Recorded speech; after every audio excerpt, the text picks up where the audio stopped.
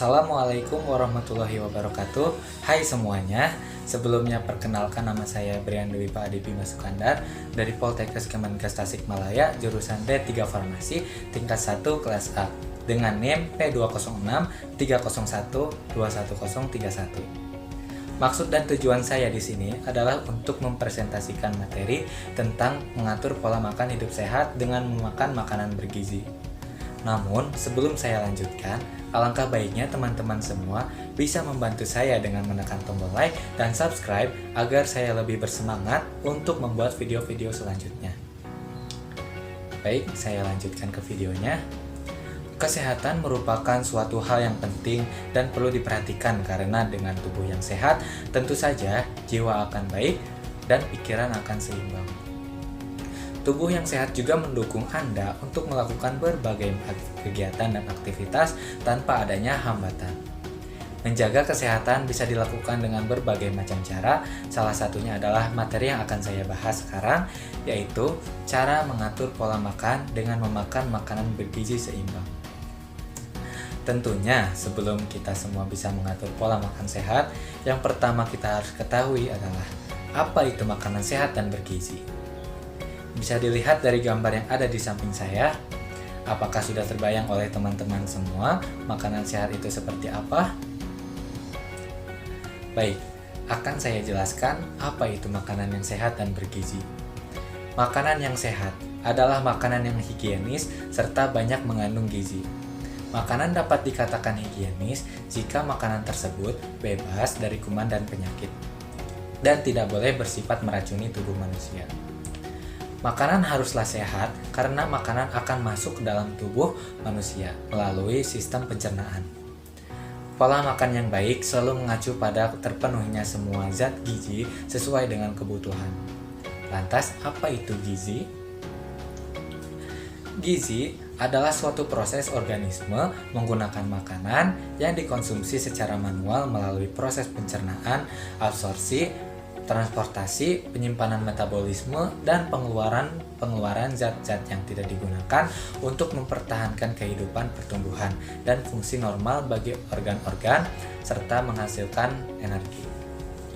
Makanan dikatakan bergizi jika makanan tersebut mengandung zat yang cukup dalam jumlah dan kualitasnya sesuai dengan kebutuhan tubuh. Meskipun makanan sehat tidak semuanya lezat, namun khasiatnya luar biasa loh teman-teman.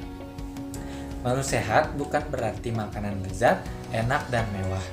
Karena banyak makanan seperti itu yang justru tidak menyehatkan dan memicu banyak penyakit. Apalagi pada zaman sekarang kita tahu, sekarang banyak sekali makanan yang memiliki warna yang menarik. Namun perlu diketahui bahwa makanan yang memiliki warna yang menarik belum tentu sehat. Pewarna pada makanan dimaksudkan agar makanan tersebut terlihat lebih menarik sehingga konsumen lebih tergiur untuk membeli makanan tersebut. Tidak hanya orang dewasa, anak kecil termasuk orang yang cenderung menyukai makanan dengan warna menarik dan berwarna-warni. Pewarna pada makanan bisa berupa pewarna alami dan pewarna sintetis. Pewarna sintetis inilah yang disebut berbahaya bagi tubuh. Selanjutnya, setelah kita mengetahui apa makanan sehat dan bergizi, Anda harus mengetahui apa itu pola makan sehat. Pola makan sehat merupakan suatu gambaran yang memberikan informasi mengenai macam jumlah makanan yang dimakan setiap hari pada setiap orang atau sekelompok masyarakat. Pola makan dapat diartikan suatu pola menetap dalam hubungan dengan konsumsi makanan berdasarkan jenis makanan, makanan pokok, sumber protein, sayur, buah, dan berdasarkan frekuensi harian, mingguan, pernah atau tidak pernah sama sekali. Pola makan yang baik selalu mengacu kepada gizi yang seimbang, yaitu terpenuhinya semua zat gizi sesuai dengan kebutuhan dan seimbang. Untuk dapat menentukan makanan sehat dan bergizi seimbang, maka ketahui terlebih dahulu zat-zat yang dibutuhkan dan menguntungkan bagi tubuh yang terkandung di dalam makanan. Ada banyak sekali zat-zat makanan yang jika dikonsumsi akan memberikan efek positif dan menyehatkan tubuh. Zat dan kandungan ini mencegah berbagai penyakit dan melindungi tubuh dari segala jenis penyakit dan gangguan tubuh yang datang. Apa saja itu? Bisa dilihat, yang pertama ada karbohidrat. Karbohidrat adalah nutrisi yang terdiri dari karbon, hidrogen, dan oksigen. Nutrisi tersebut sangat bermanfaat bagi tubuh. Makanan berkarbohidrat tinggi banyak digunakan sebagai bahan makanan pokok seperti jagung, kentang, sagu, nasi, gandum, dan berbagai jenis makanan lainnya. Selain makanan yang mengandung karbohidrat yang sering dijadikan sebagai makanan pokok, karbohidrat juga dapat ditemukan pada berbagai makanan lain seperti singkong, kacang-kacangan, buah-buahan segar, sayuran hijau, hati, atau daging dalam bentuk glikogen. Lantas, apa fungsi karbohidrat itu? Fungsi karbohidrat adalah sebagai sumber energi. Pembakaran 1 gram karbohidrat menghasilkan energi 4,1 kilokalori. Energi ini dapat diperlukan tubuh untuk bergerak, menjaga suhu tubuh, bereproduksi, dan yang lain-lain. Yang kedua ada lemak. Lemak adalah salah satu kelompok yang termasuk pada golongan lipid, yaitu senyawa organik yang terdapat di alam serta tidak larut dalam air, tetapi larut dalam pelarut organik nonpolar. Lemak terdapat pada hampir semua bahan pangan dengan kandungan yang berbeda-beda. Selama ini, banyak orang beranggapan bahwa lemak tidak baik kesehatan tubuh. Namun pernyataan itu tidak sepenuhnya benar. Lemak termasuk ke dalam zat-zat makanan yang diperlukan oleh tubuh. Beberapa fungsi lemak yaitu sebagai cadangan energi dan menghangatkan tubuh atau mengatur suhu, yaitu membantu menjalankan fungsi tubuh, mengangkut vitamin A, D, E, dan K yang mudah larut dalam lemak, melindungi organ-organ vital, memelihara kesehatan kulit, rambut, dan kuku, menjaga tubuh tetap fit, menjaga kesuburan, dan sebagai daya tahan tubuh. Ada 2 jenis sumber lemak, yaitu lemak hewani dan nabati. Lemak hewani biasanya mengandung lebih banyak lemak jenuh, sementara lemak nabati lebih banyak mengandung lemak jenuh.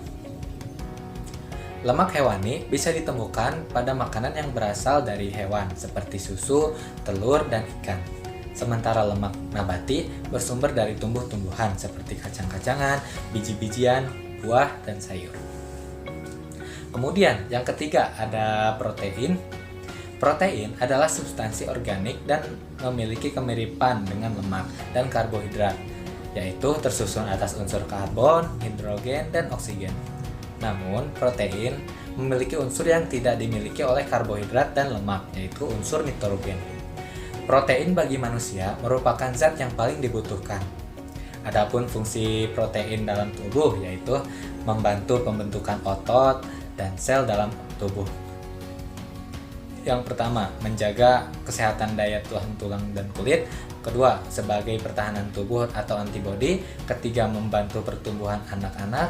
Keempat, membentuk jaringan pada tubuh dengan kandungan asam aminonya. Kelima, menjaga penyakit kwashiorkor dan marasmus.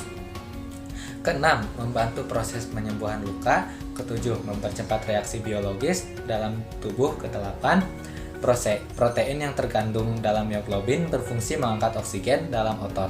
Dan yang terakhir, kesembilan, adalah media perambatan impuls saraf. Ada 2 sumber protein, yaitu protein nabati dan protein hewani. Protein nabati diperoleh dari tumbuhan, misalnya tahu, tempe, kecap, dan berbagai jenis kacang-kacangan. Sementara protein hewani diperoleh dari hewan, misalnya ikan, udang, cumi-cumi, dan telur.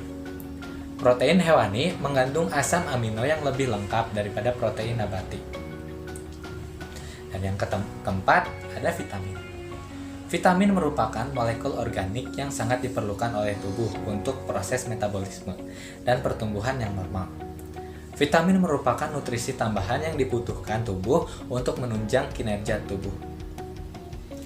Pada umumnya, vitamin berasal dari makanan dan buah-buahan yang bersifat organik. Tubuh manusia membutuhkan vitamin karena tubuh manusia mungkin kekurangan produksi vitamin ini.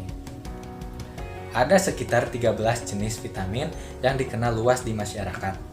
Di antaranya, yang pertama ada vitamin A. Vitamin A ini berfungsi untuk mencegah terjadinya penyakit katarak dan rabun senja. Selain indera penglihatan, vitamin A juga berfungsi dalam menjaga kesehatan kulit dan imunitas tubuh. Yang kedua ada vitamin B1. Vitamin B1 dalam tubuh manusia berfungsi untuk koenzim tiamin pirofosfat yang mengkatalisis karbohidrat, lemak, atau protein untuk menghasilkan energi. Yang ketiga ada vitamin B2. Fungsi dari vitamin B2 ini secara umum yaitu membantu pelepasan energi yang ada pada makanan dan mempertahankan kesehatan kulit dan rambut. Kemudian yang keempat ada vitamin B3. Vitamin B3 berperan dalam menghasilkan energi, metabolisme lemak, dan protein. Ia juga membantu pembebasan energi dari makanan dan sintesis asam lemak. Yang kelima ada vitamin B5. Vitamin B5 ini berfungsi dalam memperlancar metabolisme, menjaga komunikasi yang baik antara sistem saraf pusat dan otak, memproduksi senyawa asam lemak, sterol, neurotransmitter, dan hormon tubuh. Kemudian, yang keenam ada vitamin B6. Vitamin B6 berperan dalam menghasilkan energi pertahanan tubuh atau antibodi dan membantu mencerna protein dan respirasi selular. Kemudian yang ketujuh ada vitamin B7. Vitamin B7 juga ikut membantu dalam sistem metabolisme energi, menurunkan berat badan, menjaga kadar gula dalam darah, serta membantu merawat rambut dan kuku. Kemudian yang kedelapan ada vitamin B9. Vitamin B9 sangat erat kaitannya dengan janin. Ia membantu pembentukan sel darah merah, perbaikan DNA, pembentukan jaringan tubuh, pengoptimalkan fungsi otak, dan pertumbuhan rambut. Kemudian yang kesembilan ada vitamin B12. Vitamin B12 juga berperan dalam metabolisme energi dalam tubuh, pembentukan sel darah merah, pemeliharaan kesehatan sel saraf, pembentukan molekul DNA, RNA, dan sebagainya. Kemudian ada vitamin C. Vitamin C sangat bermanfaat sebagai pertahanan tubuh dari penyakit atau racun. Bisa lebih jelasnya untuk menangkal radikal bebas, menyehatkan dan membuat kulit cantik, mempercepat penyembuhan luka, menurunkan kolesterol, dan mencegah penyakit berbahaya seperti kanker, hipertensi, atau diabetes. Kemudian ada vitamin D. Sangat erat hubungannya dengan kesehatan tulang dan gigi.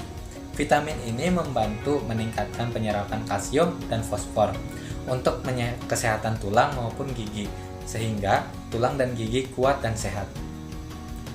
Kemudian ada vitamin E. Vitamin E membantu menjaga kesehatan berbagai jaringan dalam tubuh. Sebagai senyawa antioksidan alami, vitamin E berperan penting dalam sistem reproduksi dan mencegah penyakit kanker paru-paru. Kemudian ada vitamin K.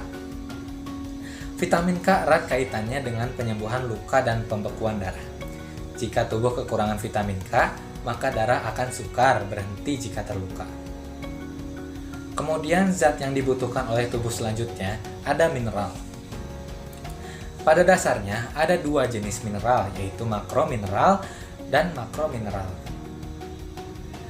Makromineral merupakan mineral yang dibutuhkan oleh tubuh dalam jumlah lebih dari 100 mg per hari. Makromineral meliputi kalsium, fosfor, natrium, kalium, klorida, dan sulfur. Sementara mikromineral merupakan mineral yang dibutuhkan dalam jumlah kurang dari 100 mg per hari. Mikromineral meliputi besi, tembaga, iodin, zinc, kobalt, dan selenium. Dan yang terakhir adalah air. Sekitar 55% sampai 78% tubuh manusia mengandung air. Air adalah substansi kimia dengan rumus H2O, satu atom oksigen. Air bersifat tidak berwarna, tidak berasa, dan tidak berbau pada kondisi standar. Air memiliki fungsi di dalam tubuh diantaranya sebagai membantu memperlancar sistem pencernaan, membantu menyehatkan kulit, mencegah penyakit jantung, mengeluarkan racun di dalam tubuh, menjaga berat badan, mencegah batu ginjal, meredakan pusing karena dehidrasi, kemudian mengurangi resiko kanker kandung kemih. Baik, sekarang teman-teman sudah tahu apa saja kan zat yang makanan yang dibutuhkan oleh tubuh kita. Untuk dapat menerapkan pola makan hidup sehat, kita harus bisa memakan makanan yang mengandung zat karbohidrat, lemak, protein, vitamin, mineral, dan air. Nah, selain zat yang dibutuhkan oleh tubuh, kita juga harus mengetahui apa saja zat yang berbahaya bagi tubuh, yang bersifat merugikan jika dikonsumsi, agar kita semua dapat senantiasa menghindari makanan-makanan yang mengandung zat tersebut. Yang pertama adalah kolesterol. Kolesterol, makanan ini mengandung kolesterol diantaranya daging, jeroan, susu, kuning telur, udang, dan mentega. Agar tubuh terhindar dari penumpukan kolesterol, maka dapat dilakukan dengan cara mengurangi makanan yang mengandung kolesterol tersebut. Bahan tambahan adiktif. Bahan tambahan adalah suatu zat yang ditambahkan dalam makanan dalam jumlah kecil dengan tujuan untuk mempercantik penampilan atau memperbaiki rupa makanan, susunan atau sifat makanan. Bahan tambahan makanan tersebut diantaranya zat pewarna. Zat pewarna ini merupakan zat berbahaya di sini adalah pewarna sintesis atau pewarna buatan. Kemudian zat pengawet. Contoh zat pengawet makanan yang berbahaya bagi tubuh yaitu formalin, boraks, dan natrium benzoat. Zat pemanis. Contoh zat pemanis adalah sakarin dan siklamat. Kemudian ada zat penyedap rasa atau aroma. Contoh zat tersebut adalah asam butirat, ametal, asam glutamat, dan eugenol. Setelah mengetahui apa saja zat yang tidak dibutuhkan, kemudian adalah penerapan pola makan sehat bergizi seimbang. Ketika masih berada di taman kanak-kanak atau sekolah dasar, kita sering mendengarkan kalimat 4 sehat, 5 sempurna dari guru yang mengajar kita. Namun seiring berkembangnya zaman, kebutuhan akan gaya hidup sehat, pola-pola ini pun berubah. Saat ini sebagian besar negara, termasuk Indonesia, menerapkan pola hidup sehat dengan pedoman piramida makanan atau food plan. Piramida makanan merupakan panduan nutrisi untuk merencanakan pola makan sehat bergizi seimbang, tidak mengecualikan jenis nutrisi tertentu, dengan membagi porsi berbagai kelompok makanan dalam bentuk piramida. Hal ini dilakukan untuk mencegah terjadinya gangguan gizi. Menurut Kementerian Kesehatan Republik Indonesia, ada 10 pedoman gizi seimbang yang perlu dipahami, yaitu yang pertama, biasakan mengkonsumsi aneka ragam makanan pokok. Kedua, batasi mengkonsumsi pangan manis, asin, dan berlemak. Ketika melakukan aktivitas fisik yang cukup dan pertahankan berat badan ideal. Keempat, biasakan mengkonsumsi lauk pauk yang mengandung protein tinggi. Kelima, cuci tangan pakai sabun dengan air mengalir. Keenam, biasakan sarapan pagi. Ketujuh, biasakan minum air putih yang cukup dan aman. Kedelapan, banyak makan buah dan sayur. Yang kesembilan, biasakan membaca label pada kemasan pangan. 10. Syukuri dan nikmati aneka ragam makanan. Adapun beberapa langkah yang bisa dilakukan guna menerapkan pola makan sehat bergizi seimbang dan menurut Kementerian Kesehatan Indonesia. Yang pertama, mengonsumsi aneka jenis makanan setiap harinya. Langkah-langkah yang bisa Anda lakukan untuk mendapat pola makan sehat adalah dengan mengonsumsi aneka jenis makanan yang bervariasi setiap harinya. Tidak ada makanan yang tidak mengandung nutrisi yang dibutuhkan tubuh, misalnya nasi, mengandung kalori, tetapi sedikit vitamin dan mineral. Sayuran dan buah-buahan kaya akan vitamin, mineral, dan serat, tetapi rendah kalori dan protein. Oleh karena itu, dianjurkan untuk makan makanan yang bervariasi setiap hari. Konsumsi harus dilakukan dalam proporsi makanan yang seimbang, dalam jumlah yang cukup dan tidak boleh berlebihan. Kemudian cara yang kedua adalah mengonsumsi makanan yang mengandung energi. Tubuh juga membutuhkan makanan yang kaya energi.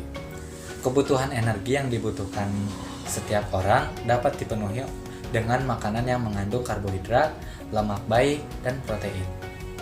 Kemudian cara yang ketiga adalah membatasi makanan yang mengandung lemak jahat. Lemak juga dapat menjadi sumber energi yang baik bagi tubuh, namun tentunya merupakan jenis lemak yang baik. Jadi untuk jenis lemak jahat harus dikurangi. karena konsumsi makanan tinggi lemak secara berlebihan dapat menyumbat pembuluh darah hingga berhenti. Kemudian contoh makanan yang mengandung lemak jahat adalah gorengan, ayam goreng cepat saji, donat, keju, dan lain sebagainya. Yang keempat, menggunakan garam yang mengandung yodium. Zat yodium merupakan zat gizi mikro yang juga dibutuhkan tubuh untuk mendukung pertumbuhan fisik dan perkembangan otak melalui fungsi tiroid dalam tubuh. Mengonsumsi garam yang mengandung yodium dapat menjaga kesehatan tubuh. Yang kelima, mengonsumsi makanan yang mengandung zat besi. Tubuh juga membutuhkan zat yang kaya zat besi. Karena zat besi berperan sangat penting dalam pembentukan sel darah merah. Anda juga bisa mengonsumsi makanan yang mengandung zat besi seperti daging, kacang-kacangan, hati, sayur-sayuran, kuning telur, dan lain-lain. Kemudian cara yang keenam, membiasakan sarapan pagi. Ini yang sangat penting loh. Menjaga stamina fisik adalah manfaat dari sarapan pagi. Untuk meningkatkan produktivitas dalam bekerja, sarapan sangat penting terutama bagi anak-anak. Tujuannya agar mereka bisa berkonsentrasi saat belajar. Dengan selalu sarapan, kebiasaan makan yang sehat juga akan terbangun. Kemudian cara yang ketujuh, minum air yang cukup. Air juga berperan penting dalam mengatur keseimbangan cairan dan mineral tubuh. Karena itu, air dapat membantu melancarkan pencernaan. Oleh karena itu, minumlah 6-8 gelas air putih setiap hari untuk memenuhi kebutuhan air tubuh Anda. Dan yang terakhir, berolahraga secara teratur. Mengatur pola makan sehat bisa juga dilakukan dengan berolahraga. Olahraga yang menjadi salah satu cara untuk menyeimbangkan keluar dan masuknya zat gizi, terutama sumber energi utama dan tubuh. Aktivitas fisik juga bermanfaat dalam memperlancar metabolisme, termasuk metabolisme zat gizi. Sebaiknya lakukan aktivitas fisik setidaknya 3 kali dalam seminggu dengan durasi 30 menit per sesi. Kesimpulan dari presentasi saya kali ini yaitu untuk dapat menentukan makanan sehat dan bergizi seimbang, maka ketahui terlebih dahulu zat makanan yang dibutuhkan dan menguntungkan bagi tubuh yang terkandung di dalam makanan. Zat dan kandungan ini mencegah penyakit dan melindungi tubuh dari segala jenis penyakit dan gangguan tubuh yang datang. Adapun zat makanan yang diperlukan oleh tubuh adalah karbohidrat, protein, lemak, mineral, dan air.